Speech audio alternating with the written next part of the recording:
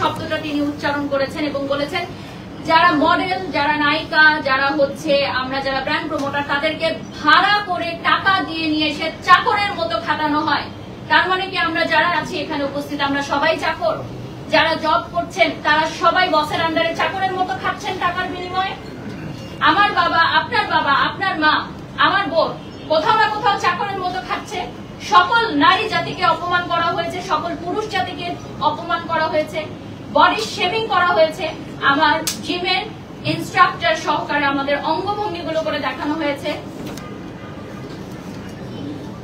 একজন মাকে body shaming করা হয়েছে।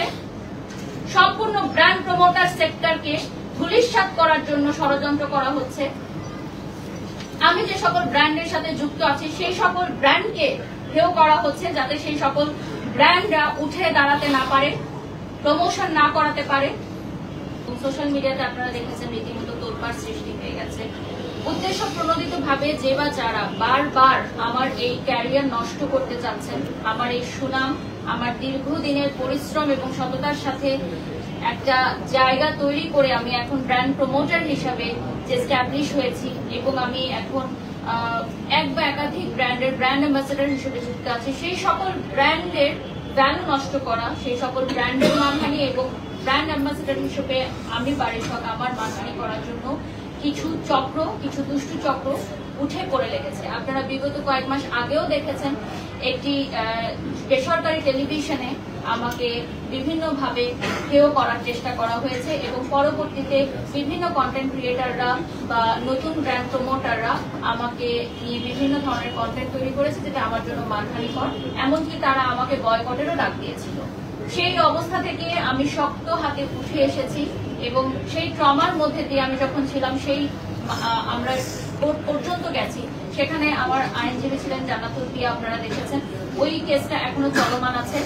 আমি আসলে একজন নারী হিসেবে কখনোই একজন নারীকে ক্ষয়ক্ষতি করা বা একজন নারীর পেছনে লেগে থাকা এগুলো পছন্দ করি না, কারণ ব্যক্তিগতভাবে আমার এত সময়ও হয় না।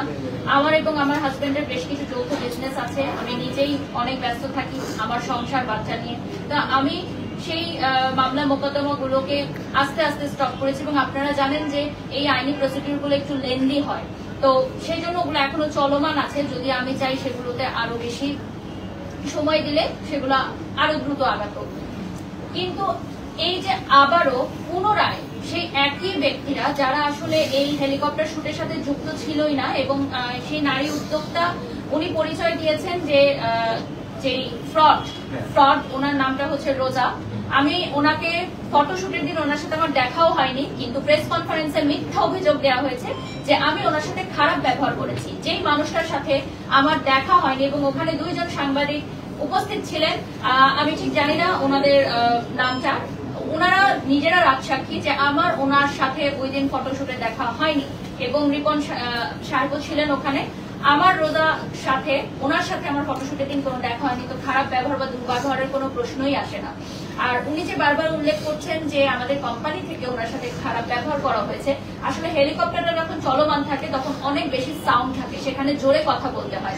জোরে কথা না বললে কোনো কথা শোনা যায় না, তো সেক্ষেত্রে জোরে কথা বলা মানে কিন্তু দুর্ব্যবহার করা নয়। ওনাকে জিনিসটা বোঝানো হয়েছিল, যেটা রিপন সাহেব বুঝিয়েছেন। আমি এই সকল বিষয়টা একটু শর্টে বলে দিই। সেটা হচ্ছে আপনারা রিসেন্ট দেখেছেন যে প্রেস কনফারেন্স আপনারা গেছিলেন, সেখানে অভিযোগকারী যিনি রোজা আছেন, যাকে এখন আমরা ফ্রড হিসাবে আপনাদের কাছে প্রমাণগুলো দিলাম, তার সাথে তার বড় বোন পরিচয় দেওয়া বা ছোট বোন পরিচয় দেওয়া যে নারী উদ্যোক্তা ছিলেন, এবং তার পাশে আরেকজন মেয়ে ছিলেন যার নামে আমার অলরেডি কোর্টে মামলা চলছে। তো এই তিনজন মিলে উদ্দেশ্য প্রণোদিত ভাবে আমার নামটি ব্যবহার করে আমাকে হেয় প্রতিপন্ন করার চেষ্টা করেছেন এবং পরবর্তীতে সেই নারী উদ্যোক্তা লাইভে এসে অশালীন ভাষায় অঙ্গভঙ্গি করে, অকথ্য ভাষায় গালিগালাজ করে আমাদের সম্পূর্ণ মিডিয়া ইন্ডাস্ট্রি এবং সামাজিক যোগাযোগ মাধ্যমকে, মানে আমি জানি না এটা কোন ভাষা ব্যবহার করতে হয়, সকল নারী জাতিকে অপমান করেছেন। একজন মা হিসাবে আমার বডি শেমিং করেছেন। 2025 সালেও এসে আমাদেরকে বডি শেমিং এর মতো জঘন্য বুলিং এর শিকার হতে হয়েছে।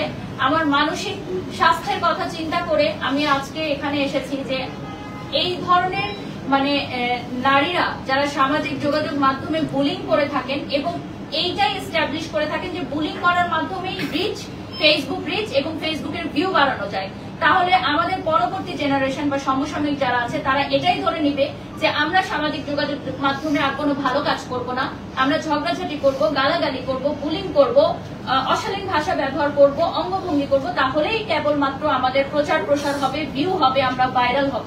ভাইরালকে একটা নোংরা শব্দ হিসাবে তারা ব্যবহার করছেন এবং আমার নাম তারা বিভিন্ন জায়গায় ছবি সহ প্রকাশ করছেন। ওই ভিডিওগুলো ক্লিপ কেটে কেটে ছোট বাচ্চাদের সামনে অকথ্য ভাষায় ব্যবহার করা হচ্ছে, তাদের স্টাফদের সামনে তাদের স্টাফরাও যুক্ত হয়ে বিভিন্ন অঙ্গভঙ্গি করে দেখানো হচ্ছে।